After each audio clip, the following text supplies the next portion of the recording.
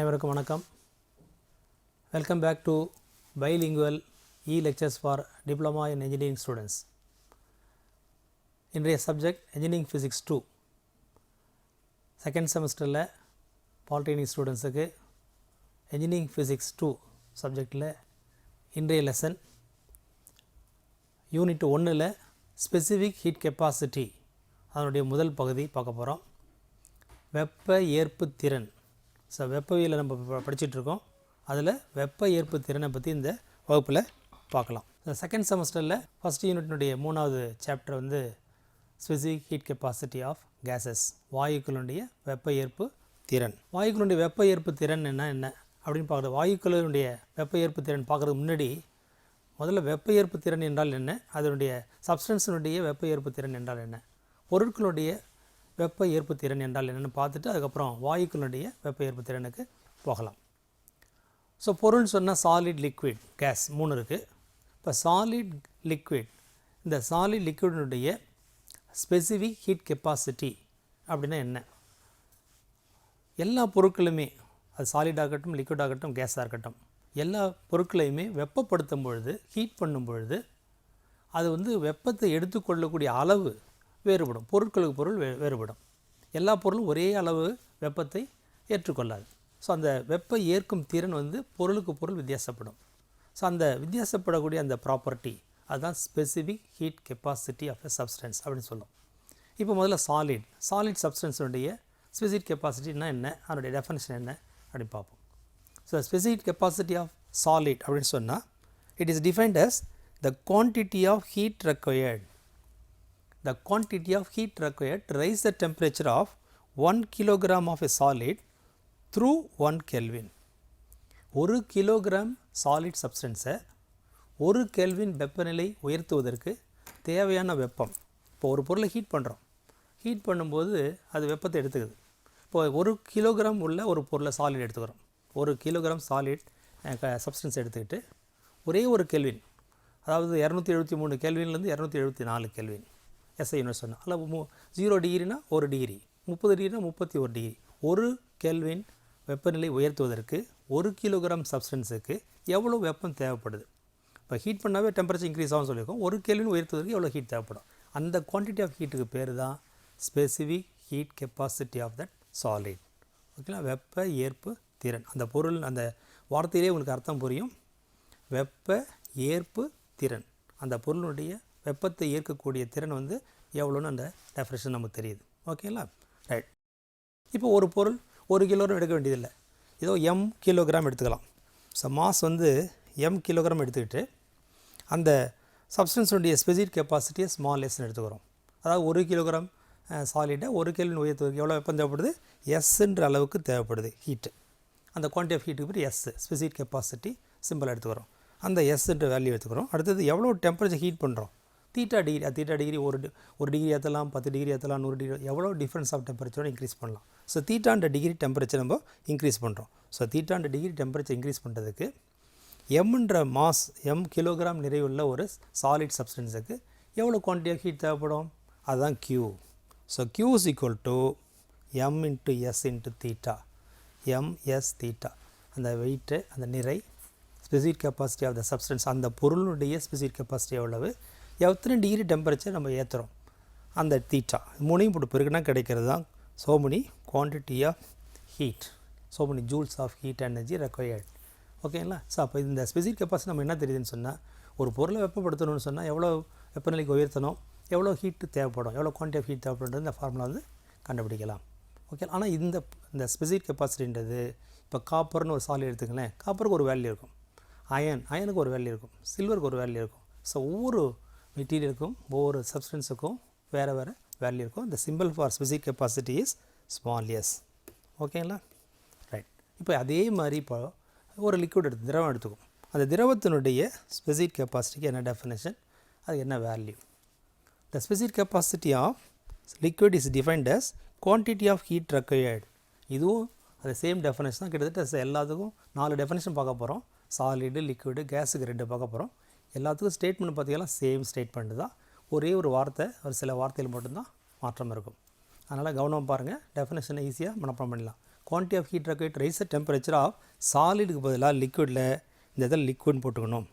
Quantity of heat required rise the temperature of liquid. எவ்வளோ quantity of liquid எடுத்துக்கணும்? 1 kilogram of liquid. எவ்வளோ temperature increase பண்ணணும்? 1 Kelvin. So 1 kilogram லிக்விடை 1 Kelvin temperature உயர்த்துவதற்கு தேவையான வெப்பத்துக்கு பேர் specific heat capacity of liquid. 1 kilogram திரவத்தை 1 கெல்வின் வெப்பநிலை உயர்த்துவதற்கு தேவையான வெப்பத்தினுடைய அளவு வெப்ப ஏற்பு திறன். இந்த வெப்ப ஏற்பு திறனுக்கு வெப்ப எண் அப்படின்னு கூட சொல்லலாம். இன்னொரு தமிழில் பேர் வெப்ப ஏற்பு திறன் அல்லது வெப்ப எண் எனப்படும். ஓகேங்களா? அதுக்கும் அதே சிம்பிள் தான், small S. It is represent by the symbol small S. இதனுடைய யூனிட் என்ன? இதனுடைய எஸ்ஐ யூனிட் என்னன்னு பார்த்தீங்கன்னு சொன்னால் joules per kilogram per kelvin. இது எங்கேருந்து வருது இந்த யூனிட்னு சொன்னால் எஸ்ஸுக்குள்ளே ஃபார்முலா இருக்க பாருங்கள். இப்போ இதுக்கு என்ன பண்ணலாம் ஃபார்முலா? அதே சேம் ஃபார்முலா தான். Quantity of heat required rise the temperature of liquid is equal to Q is equal to M into S into theta. Therefore S is equal to S-னுடைய மதிப்பு is equal to இந்த formula rearrange பண்ணி எழுதுங்க. Q divided by M into theta. S is equal to S left hand side கொண்டு வரணும், மற்ற right hand சைடில் கொண்டு வரணும். என்ன ஆகும்? Q divided by M into theta. இப்போ S யூனிட் போடுங்க. Qனுக்கு என்ன unit? Joule. So joule divided by மாஸுக்கு கிலோகிராம் கேஜி, தீட்டாவுக்கு கெல்வின் கேபிட்டல் கே. இதை அப்படியே ரீரீட் பண்ணுங்கள். ஜூல் கிலோகிராம் மேலே போச்சுன்னா என்ன கேஜி பவர் -1, அடுத்தது kelvin power -1. This is the SI unit for specific heat capacity of solid liquid. ரெண்டுக்கும் ஒரே யூனிட் தான், joule per kilogram per kelvin. ஓகேங்களா? ரைட். இப்போ ரெண்டு டெஃபினேஷன் பார்த்துருக்கோம். சாலிடுக்கு என்ன ஸ்பெசிஃபிக் கெப்பாசிட்டி டெஃபினேஷன், லிக்விடுக்கு என்ன பார்த்துருக்கோம். இப்போது கேஸுக்கு பார்க்குறோம். Specific capacity of gas. ஒரு வாயுனுடைய வெப்ப ஏற்பு திறன்றது முன்னாடி சாலிடுக்கு ஒன்று பார்த்தோம், லிக்விடுக்கு ஒன்று பார்த்தோம். இப்போ இதுக்கும் ஒன்று தானே இருக்கணும். ஸ்பெசிஃபிக் கெப்பாசிட்டி ஒன்று தானே இருக்கணும். ஆனால் ரெண்டு இருக்குது. காரணம் என்னென்னு சொன்னால், இப்போ சாலிடை ஹீட் பண்ணால் ஒரே மாதிரி தான் எக்ஸ்பேண்ட் ஆகும், லிக்விடை ஹீட் பண்ணால் ஒரே மாதிரி தான் எக்ஸ்பேண்ட் ஆகும். ஆனால் கேஸை ஹீட் பண்ணால் மட்டும் 2 விதமாக எக்ஸ்பேண்ட் ஆகும். அதாவது 2 விதமாக நம்ம ஹீட் பண்ணலாம். ஒரு வாயுவை 2 விதமாக ஹீட் பண்ணலாம். எப்படி சார்? ஒரு கேஸுன்னு சொன்னாவே ஒரு கேஸை வந்து சிலிண்டர் எடுத்து வரும். அந்த சிலிண்டரில் கேஸ் எடுத்துகிட்டு இந்த கேஸை ஹீட் பண்ணுறோம். ஹீட் பண்ணால் எப்படி அது எக்ஸ்பேண்ட் ஆகும் அல்லது எப்படி ஹீட் ஆகும்? இதோடைய ப்ரெஷர், இதனுடைய வால்யூம், இதனுடைய டெம்பரேச்சர். ஒரு கேஸுன்னு சொன்னாவே இந்த 3 இருக்கும். ஒரு கேஸுக்கு எவ்வளோ ப்ரெஷர் இருக்குது, உள்ளார எவ்வளோ வால்யூம் ஆக்குபை பண்ணியிருக்கு, எவ்வளோ டெம்பரேச்சர் இருக்குதுன்னு 3 ஃபேக்டர் இருக்கும். இப்போ இந்த 3 ஃபேக்டருமே மாறும் ஹீட் பண்ணும்பொழுது. அப்போது ப்ரெஷர் இன்க்ரீஸ் ஆகும் ஹீட் பண்ணும்போது, வால்யூம் இன்க்ரீஸ் ஆகும், டெம்பரேச்சர் ஆல்சோ இன்க்ரீசஸ். இப்போ 3 இன்க்ரீஸ் ஆகும் பொழுது நம்ம என்ன பண்ணணும்? ஏதோ ஒன்றை வந்து கான்ஸ்டண்ட்டாக ஃபிக்ஸ் பண்ணிக்கணும். ஹீட் பண்ணும்பொழுது வால்யூமை மட்டும் கான்ஸ்டன்ட். சார் எப்படி சார் வால்யூமை கான்ஸ்டண்ட்டாக ஃபிக்ஸ் பண்ணுறது? இது ஒரு சிலிண்டர்னு வச்சிங்களேன். இந்த சிலிண்டரில் நம்ம என்ன பண்ணியிருப்போம்? பிஸ்டன் வச்சுருப்போம். சிலிண்டரில் பிஸ்டனை வச்சு இந்த சிலிண்டரை உள்ளே இருக்கிற கேஸை ஹீட் பண்ணுவோம். இப்போ ஹீட் பண்ணும்போது வால்யூம் இன்க்ரீஸ் ஆகாமல் இருக்கணும்னா அந்த பிஸ்டன் நகரக்கூடாது. பிஸ்டன் நகராமல் இருந்தால் வால்யூம் கான்ஸ்டண்ட்டாக இருக்கும். ஸோ வால்யூமை கான்ஸ்டண்ட்டாக வச்சுக்கிட்டு ஹீட் பண்ணும்பொழுது ப்ரெஷர் இன்க்ரீஸ் ஆகும். ப்ரெஷர் இன்க்ரீஸ் ஆனால் என்ன இன்க்ரீஸ் ஆகும்? உங்களுக்கு கைனடிக் தியரி ஆஃப் கேஸஸ் ஏற்கனவே பார்த்துருக்கேன். கைனடிக் தியரி ஆஃப் கேஸஸ் என்ன சொல்லுது? நம்ம என்ன டிரைவ் பண்ணிருக்கோம்? Pressure is directly proportional kinetic energy, kinetic energy is directly proportional temperature, hence pressure is directly proportional to temperature. So கேஸை ஹீட் பண்ணால் ப்ரெஷர் இன்க்ரீஸ் ஆகும். ப்ரெஷர் இன்க்ரீஸ் ஆச்சுன்னா ஆட்டோமேட்டிக்காக டெம்பரேச்சர் இன்க்ரீஸ் ஆகும். அல்லது டெம்பரேச்சர் இன்க்ரீஸ் பண்ணால் வைஸ் வர்சா ப்ரெஷர் இன்க்ரீஸ் ஆகும். ஓகேலா? இது ஒரு வகையான மாற்றம். இப்போது கேஸ் ஓரளவுக்கு ஹீட்டை எடுத்துக்க உள்ளார். எதுக்கு? To increase its internal energy or temperature and pressure. இப்போது இந்த கேஸ் எவ்வளோ ஹீட்டை 1 கிலோகிராம் நம்ம சொல்ல மாட்டோம். சாலிடுக்கு லிக்விடுக்கு 1 கிலோகிராம் எடுத்துட்டோம். இது வந்து 1 மோல் எடுத்துக்குவோம். அதாவது ஹீட் பண்ணுறதுக்கு அந்த குவான்டிட்டி ஆஃப் மாஸை வந்து 1 மோல் ஆஃப் கேஸ் எடுத்துக்குவோம். 1 மோல் ஆஃப் கேஸ் எடுத்துகிட்டு இந்த சிலிண்டரில் 1 கெல்வின் வெப்பநிலை உயர்த்துவதற்கு இந்த கேஸுக்கு வால்யூமை அதாவது பருமனை வந்து மாறாமல் வைத்துக்கொண்டு ஹீட் பண்ணால் எவ்வளவு வெப்பம் தேவைப்படும்? அந்த வெப்பத்துக்கு பேர் தான் வாயுவினுடைய பருமன் மாறா வெப்ப எண் அல்ல வெப்ப ஏற்பு திறன் எனப்படும். பருமன் மாறா, அதில் கண்டிஷன் ஒன்று போட்டுக்கணும். இந்த கேஸை ஹீட் பண்ணும்போது பருமனை மாறாமல் வைக்கிறதுக்கு பருமன் மாறான்னு வச்சுக்கிட்டு அந்த ஸ்பெசிஃபிக் கெப்பாசிட்டியை டிஃபைன் பண்ணால் specific capacity of gas at constant volume. This is represented by the symbol C suffix V, CV, வாயுக்களின் பருமன் மாறா வெப்ப ஏற்புத்திறன். இப்போ இந்த டெஃபினேஷன் சொல்லுங்கள் பார்ப்போம். உங்களுக்கு புரிஞ்சிச்சு எப்படி கேஸை வால்யூமை கான்ஸ்டன்ட் ஹீட் பண்ணுறது. டெஃபினேஷன் என்ன சொல்லலாம்?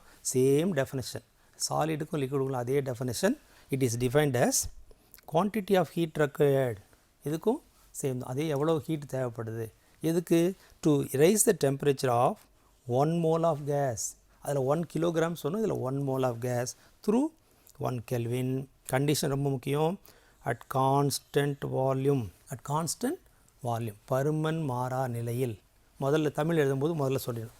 பருமன் மாறா நிலையில், அதாவது பருமன்னா வால்யூம், பருமன் மாறா நிலையில் ஒரு வாயுவிற்கு 1 மோல் வாயுவை 1 கெல்வின் உயர்த்துவதற்கு தேவையான வெப்பம் அதனுடைய அந்த வாயுவினுடைய பருமன் மாறா வெப்ப ஏற்புத்திறன் எனப்படும், அல்லது பருமன் மாறா வெப்ப எண் எனப்படும். புரியுங்களா? ஸோ அடுத்தது, இப்போ ஒரு கேஸை ஹீட் பண்ணுறோம். 1 மோல் எடுத்துக்கணும் அவசியம் கிடையாது, எவ்வளோ வேணாலும் எடுத்துக்கலாம். அந்த கேஸை எவ்வளோ டெம்பரேச்சர் இன்க்ரீஸ் பண்ணலாம், எவ்வளோ குவான்டிட்டி ஆஃப் ஹீட் தேவைப்படும் அப்படின்னு கண்டுபிடிக்க ஒரு ஃபார்முலா வேணும் இல்லை? அந்த ஃபார்முலா தான், சேம் ஃபார்முலா தான். Q = m × s × தீட்டா போட்டோம் பாருங்கள், சாலிடு லிக்விட். இதில் வந்து m × sக்கு பதிலாக the specific capacity of gas at constant volume என்ன simple? CV. So m Q m × CV × theta. இப்போ இதுலேருந்து நம்ம என்ன பண்ணலாம்? ஒரு வாயு ஹீட் பண்ணுறதுக்கு எவ்வளோ ஹீட் தேவைப்படும் அப்படின்றது சொல்லலாம். ஆனால் கண்டிஷன் வால்யூம் கான்ஸ்டண்ட்டாக வச்சுக்கிட்டு ஹீட் பண்ணும்போது இந்த ஃபார்முலா. ரைட். அப்படின்னா கேஸை வந்து வேறு மாதிரி ஹீட் பண்ணலாமா? எஸ். எப்படின்னா வால்யூமை கான்ஸ்டண்ட்டாக வச்சுருக்க மாதிரி ப்ரெஷரையும் நம்மளால் கான்ஸ்டண்ட்டாக வச்சுக்கிட்டு ஹீட் பண்ண முடியும். அப்போ அந்த கேஸ் எவ்வளோ ஹீட்டை எடுத்துக்கும்? அப்போ வேறு அளவுக்கு ஹீட் எடுத்துக்கும். முன்னாடி எடுத்துக்கலாம் அளவு எடுத்துக்காது, இதோட கொஞ்சம் கூடவோ குறைச்சோ எடுக்கும். இப்போ கான்செப்ட் படி பார்த்திங்கன்னா கொஞ்சம் அதிகமான அளவுக்கு வெப்பத்தை எடுத்துக்கொள்ளும். இப்போ ரெண்டாவது முறையில் இந்த வாயுவை ஹீட் பண்ணுறோம், அதுக்கும் அதே சிலிண்டர் எடுத்துக்கிறோம்.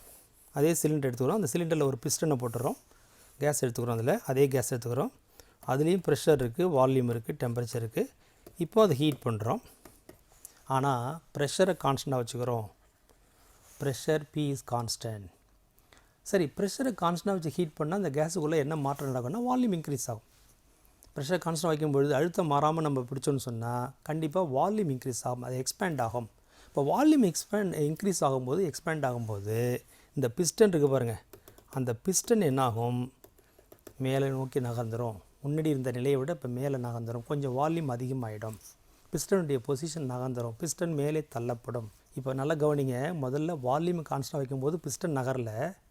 இப்போ பிஸ்டனை கான்ஸ்டன்ட்டாக வைக்க முடியல, ப்ரெஷரை கான்ஸ்டன்ட் வைக்கிறோம், பிஸ்டன் நகருது. பிஸ்டனை தள்ளுறது யார்?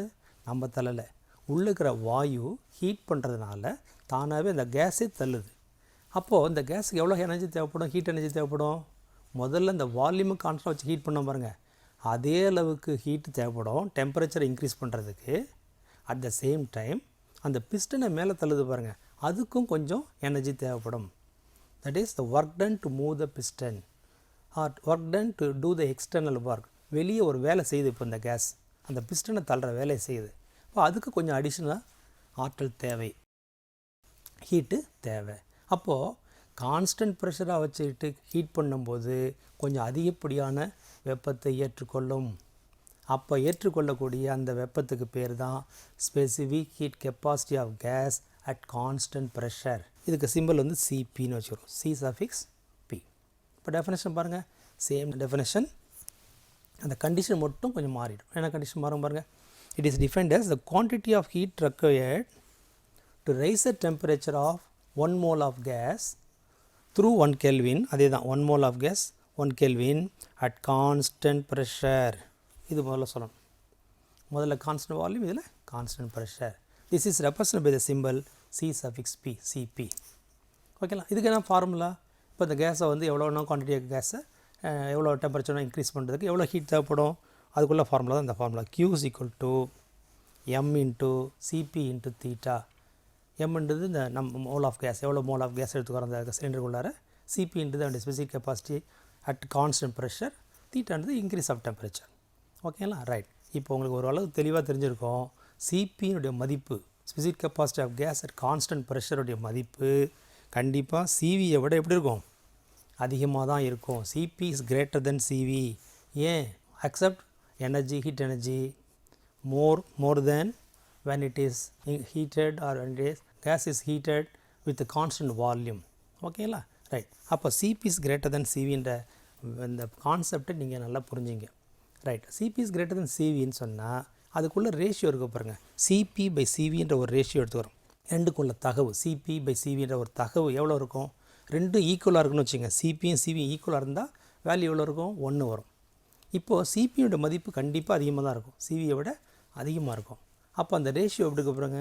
CP by CV is always greater than 1. CP by சிவின்ற ரேஷியோவுக்கு பேர் காமான்னு ஒரு சிம்பிள் கொடுக்குறோம். காமான்ற symbol is equal to the ratio of the specific capacity of gas at constant pressure to the specific capacity of gas at constant volume. இது ரெண்டுக்கு இடைப்பட்ட தகவு that is always greater than 1. ஓகேங்களா? இப்போ டெஃபினேஷன் பார்த்துட்டோம். இப்போ 4 definition பார்த்துருக்கோம். Specific capacity of solid, liquid, gas at constant volume, gas at constant pressure, ரெண்டுக்கும் உள்ள relation CP by CV is greater than 1 information பார்த்துருக்கோம். ஓகேங்களா? ரைட். இப்போது இந்த CP specific capacity of gas at constant pressure, specific capacity of gas at constant volume, ரெண்டுக்கும் உள்ள relation, ரெண்டுக்கும் உள்ள தொடர்பு என்னன்னு ஒரு ஈக்குவேஷனை நம்ம டெரைவ் பண்ண போகிறோம். அந்த ஈக்குவேஷனுக்கு பேர் மேயர்ஸ் ரிலேஷன். மேயர்ன்ற சயின்டிஸ்ட் கண்டுபிடிச்சி டெரைவ் பண்ணதுனால இந்த ஈக்குவேஷன் பேர் மேயர்ஸ் ரிலேஷன் சொல்கிறோம். மேயரின் சமன்பாடு. சிபி அவர் என்ன கண்டுபிடிச்சிக்காருன்னு சொன்னால், சிபியிலேருந்து சிவியை கழிச்சா, CP specific capacity of gas at constant ப்ரெஷர்லேருந்து specific capacity of gas at constant வால்யூமை லெஸ் பண்ணால், சப்ட்ராக்ட் பண்ணால் என்ன கிடைக்கும்?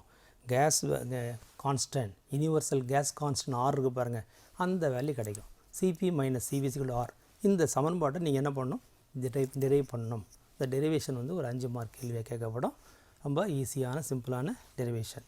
நான் ஆஸ் யூஷுவல் ஒரு டெரிவேஷன் சொன்னாவே கண்டிப்பாக என்ன இருக்கும்? 3 தலைப்பு இருக்கும். 3 தலைப்பு என்ன பாருங்கள்? முதல்ல இந்த தருவித்தலுக்கு இந்த டெரிவேஷனுக்கு உள்ள ஒரு படம். சார் நீங்கள் சொல்லும்போது படத்தை முதல்ல சொல்கிறீங்க, ஆனால் எழுதி போர்டில் எழுதும்போது அல்லது எங்ககிட்ட சொல்லும்போது எழுதி காட்டும் பொழுது டிஸ்கிரிப்ஷனை முதல்ல காட்டுறீங்க, அதுக்கப்புறம் தான் படத்தை காட்டுறீங்க. காரணம் என்னென்னு சொன்னால், எப்போவுமே நீங்கள் ஆன்சர் எழுதும்போது, பரீட்சையில் ஆன்சர் எழுதும்போது எடுத்த உடனே படம் போடுறது தவிர்க்க வேண்டும். முதல்ல விளக்கம் எழுதிட்டு, டைட்டில் எழுதிட்டு, விளக்கம் எழுதிட்டு, அதுக்கப்புறம் ஒரு 4 லைன் எழுதிட்டு, அதுக்கப்புறம் கீழே படம் போட்டு அதுக்கு ஒன்று விளக்கத்தை மேலே எழுதணும். அதனால் முதல்ல படம் போடுற வழக்கமான இந்த மரபு இல்லை. அதனால் 2வது படம் போட்டுட்டு முதல்ல விளக்கத்தை போடணும். இந்த படத்தை கவனிங்க, இந்த டெரிவேஷனுக்கான படத்தை. அதாவது specific capacity of gas at constant volume CV கண்டுபிடிக்கணும். அதுக்கு இந்த சிலிண்டரில் என்ன பண்ணணும்? ஒரு கேஸ் எடுத்துக்கணும், பர்ஃபெக்ட் கேஸ் எடுத்துக்கிறோம். பர்ஃபெக்ட் கேஸ், ஐடியல் கேஸ்ன்னு சொல்கிறோம் பாருங்கள். அது என்னதுன்னு சொன்னால், it obeys Boyle's law and Charles law. பாயிலின் விதியும் சார்லஸ் விதியும் ஒபே பண்ணக்கூடிய வாயுக்களுக்கு பேர் பர்ஃபெக்ட் கேஸ் அல்லது ஐடியல் கேஸ். அந்த மாதிரியான பர்ஃபெக்ட் கேஸை நம்ம இந்த சிலிண்டரில் எடுத்துக்கிறோம். ஓகேங்களா? இப்போ இந்த சிலிண்டரில் பார்த்திங்கன்னு சொன்னால் ஒரு பிஸ்டன் இருக்கும். சிலிண்டர் புறவிடத்த பிஸ்டனோட கூடிய ஒரு உந்துதண்டுடன் கூடிய ஒரு உருளை. இதில் வந்து கான்ஸ்டண்ட்டாக வால்யூமை வச்சுக்கிட்டு, வால்யூமை மாறாமல், அதை பிஸ்டன் நகராமல் பிடிச்சிக்கிட்டு ஹீட் பண்ண போகிறோம். அதுக்கு எவ்வளோ ஹீட் தேவைப்படுதுன்னா அதுக்கு பேர் DQ1. இந்த வேல்யூக்கு பேர் DQ1. எவ்வளோ ஹீட் தேவைப்படுதோ அது வெப்பத்தினோட அளவு DQ1 எடுத்துக்கிறோம். எவ்வளோ டெம்பரேச்சர் ஏறுது இதில் வந்து டெம்பரேச்சர் வந்து பார்த்திங்கன்னா சொன்னால் DT.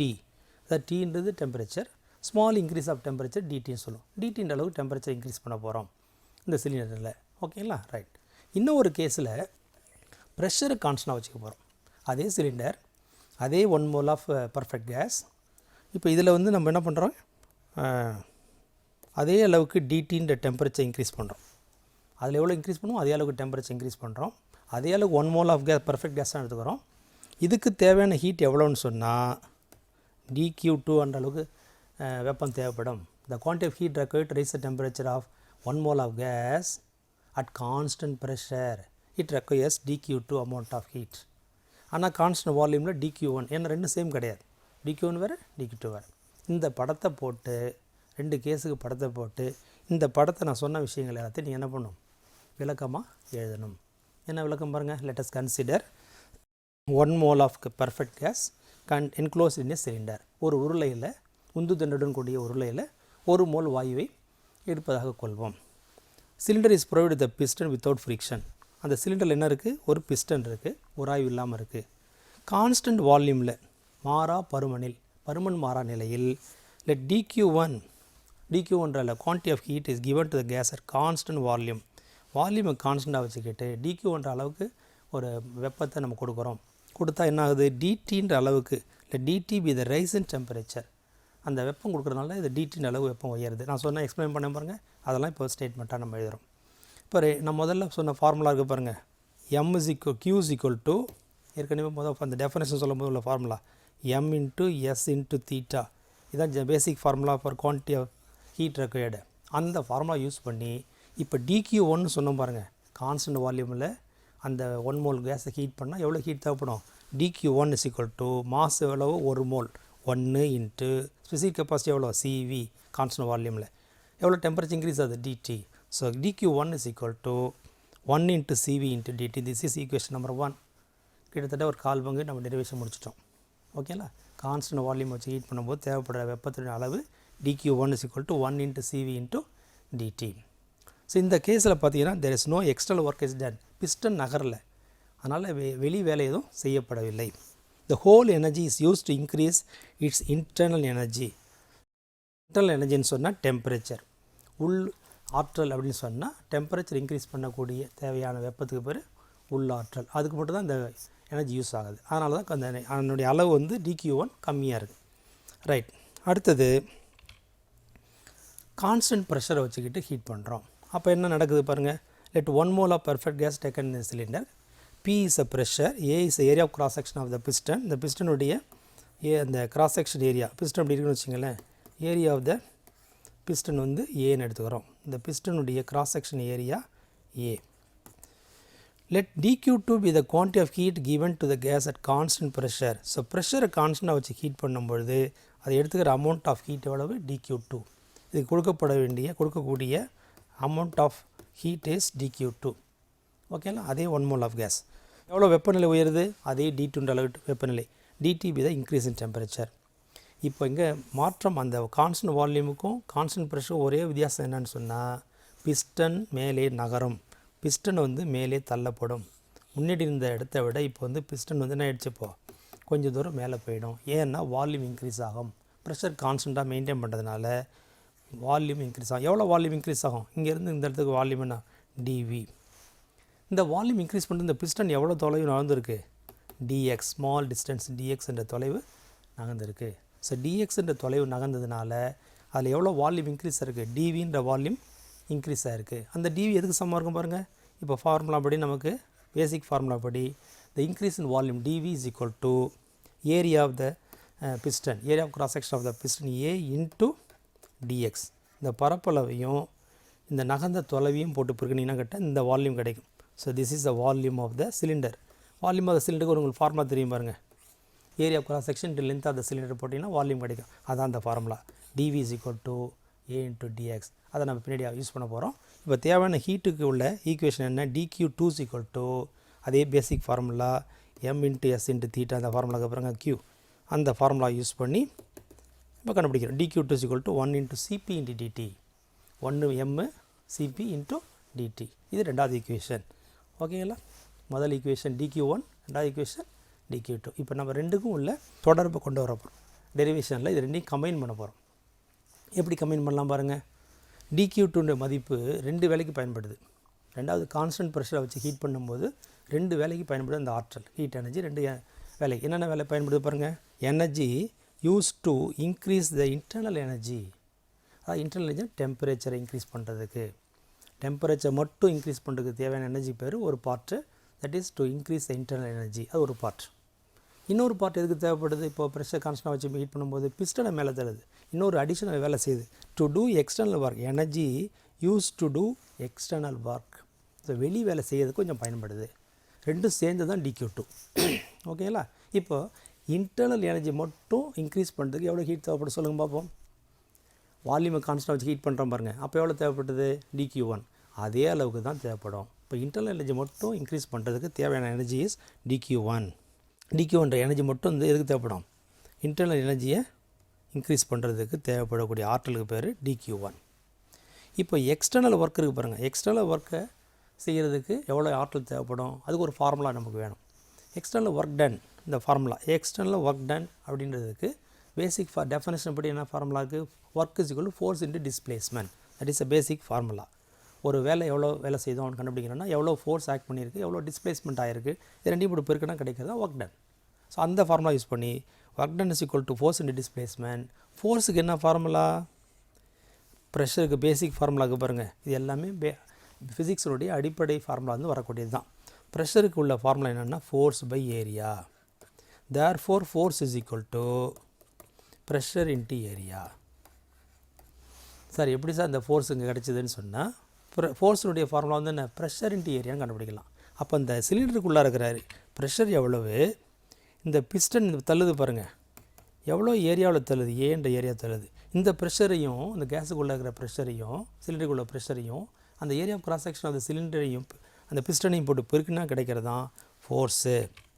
அந்த ஃபோர்ஸ் தான் F is equal to P into A. ஓகேங்களா?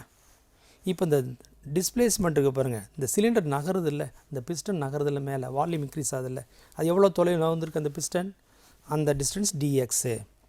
அந்த டிஸ்டன்ஸை போட்டு பெருக்கிறோம். ஸோ ஃபோர்ஸுன்றது ப்ரெஷர் இன்ட்டு ஏரியா, டிஸ்டன்ஸுன்றது dx ஸ்மால் dx. இப்போ மொத்தம் இந்த ADXன்றது பாருங்கள், இந்த formula P into A into dx கிடைக்குதா? இப்போ A இன்ட்டு dxன்றது என்ன? நான் முன்ன சொன்ன மாதிரி இந்த சிலிண்டருடைய இன்க்ரீஸ் இன் வால்யூமுடைய value dV is equal to A into dx. இந்த ஃபார்முலா அவங்க யூஸ் பண்ணுறோம். நல்லா கவனமாக பாருங்கள். A இன்ட்டு dxன்றது நம்ம ஏற்கனவே கண்டுபிடிச்சிட்டோம். Area into displacement of the piston is equal to dV small dV. ஓகேங்களா? இப்போ small dV is equal to A into dx. இந்த ஃபார்முலா அங்கே இருந்த ஃபார்முலா யூஸ் பண்ணி சப்ஸ்டியூட் பண்ணுறோம். ஸோ P இன்ட்டு dVன்னு ஆயிடுச்சு. இப்போ இந்த ஈக்குவேஷன் எப்படி மாற்றியாச்சு? P into dV. This is equal to work done. P dV is equal to work done. Okay, அப்போ இந்த ஃபார்முலாவில் இப்போ வாங்க, dQ2ன்றது என்ன, எதுக்கு சமம்? மொதல் ஈக்குவேஷன் படி dQ2 எதுக்கு சமம்? Energy use to increase internal energy, dQ1 energy use to do external work. So dQ2 is equal to dQ1 plus P dV. இதை இந்த கொண்டாந்துங்க போட்டுருங்க, dQ1 plus P dV. அதனால் நல்லா அண்டர்ஸ்டாண்ட் பண்ணிங்க.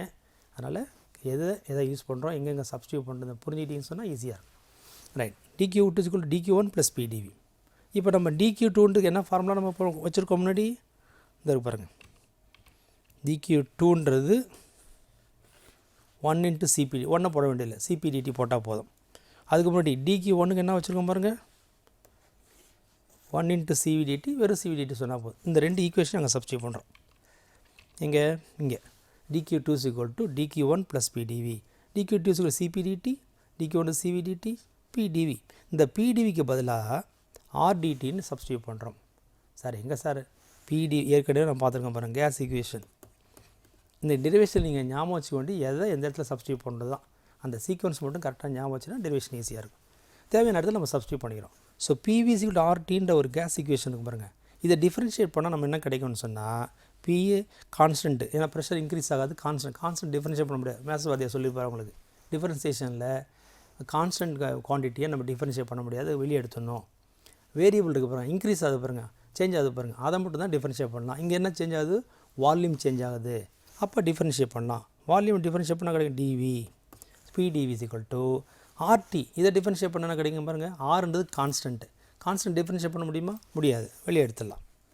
ஆனால் டெம்பரேச்சர் இன்க்ரீஸ் ஆகுது, ஹீட் பண்ணால் டெம்பரேச்சர் இன்க்ரீஸ் ஆகுது இல்லை, ஸோ அதை டிஃப்ரென்ஷியேட் பண்ணணும். அப்போ Tயை டிஃப்ரென்ஷியேட் பண்ணால் dt. So P dV is equal to RT. So PV is equal to RT இந்த ஈக்குவேஷன் டிஃப்ரென்ஷியேட் பண்ணால் you get P dV is equal to RDT. அதை கொண்டா இங்கே சப்ஸ்டியூட் பண்ணுங்கள். இந்த இடத்துல Cp dt is equal to Cv dt plus RDT. இது எல்லாத்தையும் dt பாருங்கள், left hand side right hand side காமனாக எடுத்துக்கிட்டீங்கன்னு சொன்னால் இந்த dtலாம் கேன்சல் ஆகிடும். இந்த dt கேன்சல் ஆகிடும். இப்போ இந்த CV இருக்கிறத லெஃப்ட் ஹேண்ட் சைடு கொண்டு வாங்க, என்ன ஆகிடும்? CV இருந்து லெஃப்ட் ஹேண்ட் சைடு வரும்போது மைனஸ் CV ஆகிடும். ஏற்கனவே CP இருக்குது, CP minus CV is equal to R. This is the Mayer's relation. நமக்கு தேவையான சமன்பாடு, மேயருடைய சமன்பாடு, CPக்கும் CVக்கும் உள்ள relation, CP minus CV is equal to the universal gas constant R. பார்க்குறது ரொம்ப பெரிய டெரிவேஷன் மாதிரி தெரியும், ரொம்ப சிம்பிள். ரெண்டு கேட்டகரி நம்ம என்ன பண்ணுறோம், அந்த கேஸை ஹீட் பண்ணுறோம். கான்ஸ்டன்ட் வால்யூம் வச்சு ஹீட் பண்ணுறோம், அப்போ எவ்வளோ ஹீட்டை எடுத்துக்குது. கான்ஸ்டன்ட் ப்ரெஷரில் வச்சு ஹீட் பண்ணுறோம், அப்போ எவ்வளோ ஹீட்டை எடுத்துக்குது. இது dQ1, இது dQ2, ரெண்டையும் கம்பைன் பண்ணால் கிடைக்கிறதா மேயர்னுடைய சமன்பாடு. புரிஞ்சுங்களா? இது என்ன பண்ணணும், திரும்ப படித்து எழுதி பார்க்கணும். படித்து எழுதி பார்த்தா உங்களுக்கு ஈஸியாக மனப்பாடம் ஆகும். கேஸ் ஈக்குவேஷனை யூஸ் பண்ணி அந்த ஆரோட வேல்யூ கண்டுபிடி ஒரு சிம்பிள் ஸ்ட்ரெயிட் ப்ராப்ளம் வரும். அடிக்கடி கேட்கக்கூடிய ஒரு ப்ராப்ளம்.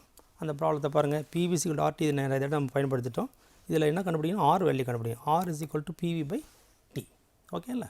ஸோ இப்போ நான் முன்னாடி சொன்ன மறுபடியும் போன கிளாஸ் சொன்ன பாருங்கள், standard pressure, standard volume, standard temperature 3 value நமக்கு தெரியணும், மனப்பாடம் பண்ணியிருக்கணும். அந்த 3 வேல்யூ சப்ஸ்டியூட் பண்ணி R வேல்யூ கண்டுபிடிக்கணும். ஸோ ஃபார்முலாவில் R = PV/T. P வந்து ஸ்டாண்டர்ட் ப்ரெஷர், V வந்து ஸ்டாண்டர்ட் வால்யூம், T வந்து ஸ்டாண்டர்ட் டெம்பரேச்சர். 3ஐயும் சப்ஸ்டியூட் பண்ணி கால்குலேட்டரில் மல்டிப்ளை பண்ணி டிவைட் பண்ணால் you get the answer. Universal gas constant = 8.312 Joule/Kelvin/mole. ஓகேங்களா? இதே மாதிரி இன்னொரு ப்ராப்ளம். இந்த ப்ராப்ளத்தில் அந்த கேஸ் ஈக்குவேஷனை யூஸ் பண்ணாமல் CP - CVன்ற ஃபார்முலா இருக்குது பாருங்கள், அந்த ஃபார்முலாவை யூஸ் பண்ணி R மதிப்பை கண்டுபிடிக்கணும். இதுக்கு CP வேல்யூ கண்டுபிடிக்கணும், CV வேல்யூ கண்டுபிடிக்கணும். கண்டுபிடிச்சி ரெண்டையும் கழிச்சா கிடைக்கிறது R வேல்யூ. ஸோ கொடுத்துக்கிற டேட்டா என்ன கொடுத்துருப்பாங்கன்னா, specific capacity of gas at constant volume CV கொடுத்துருக்காங்க. 1.36 2 ரேஷியோ CP/CV உள்ள ரேஷியோனுடைய வேல்யூ கொடுத்துருக்காங்க. இதிலேருந்து CP வேல்யூ கண்டுபிடிக்கலாம். CP வேல்யூ கண்டுபிடிச்சி CV வேல்யூ தெரியுது, ரெண்டையும் போட்டு கழிச்சா என்ன கிடைக்கும், CP - CV = R, that is universal gas constant. ரொம்ப சிம்பிள். கொஞ்சம் அந்த ப்ராப்ளத்தை நல்லா படிங்க, டேட்டாவை எழுதுங்க, திரும்ப எந்த ஃபார்முலா யூஸ் பண்ணலான்னு சொல்லிவிட்டு அந்த ஃபார்முலாவை சப்ஸ்டியூட் பண்ணி கால்குலேட் பண்ணினா யூ கெட் தி ஆன்சர். ஓகேங்களா? இப்போது இதில் உள்ள கொஸ்டின்ஸ் என்னென்ன பாருங்கள். சிம்பிள். சாலிடு, லிக்விடு, கேஸினுடைய ஸ்பெசிஃபிக் கெப்பாசிட்டி உள்ள டெஃபினேஷன்ஸ் பார்ட் A கேட்பாங்க.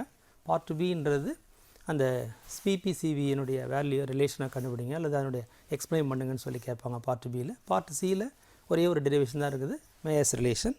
அடுத்து கணக்கு, 2 கணக்கு இருக்குது. PV = RT இந்த ஈக்குவேஷனில் R வேல்யூ கண்டுபிடிங்க, CP - CVன்ற இந்த ஸ்பெசிஃபிக் கெப்பாசிட்டியை வச்சு R வேல்யூ கண்டுபிடிங்க அப்படின்னு கேட்பாங்க. ஓகேங்களா? ஸோ இந்த ப்ராப்ளம்லாம் போடுங்க. ஈஸியான இந்த ஸ்பெசிஃபிக் கெப்பாசிட்டியை பற்றிய கொஸ்டின் ஆன்சரை படித்து மனப்பாடம் பண்ணி நல்லா எழுதுங்க. All the best. Will see in the next class. Thank you.